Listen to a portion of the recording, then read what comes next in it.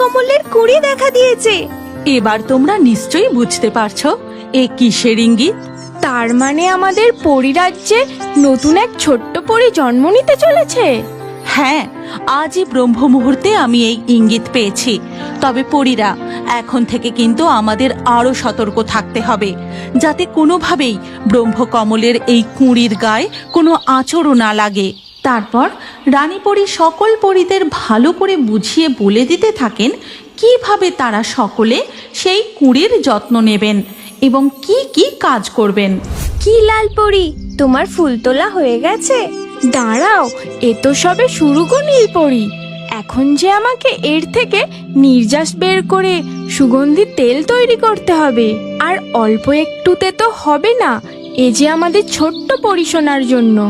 তা যা বলেছ, আমাদের পরিশোনাকে আমরা আদরে যতনে একেবারে ভরিয়ে রাখবো।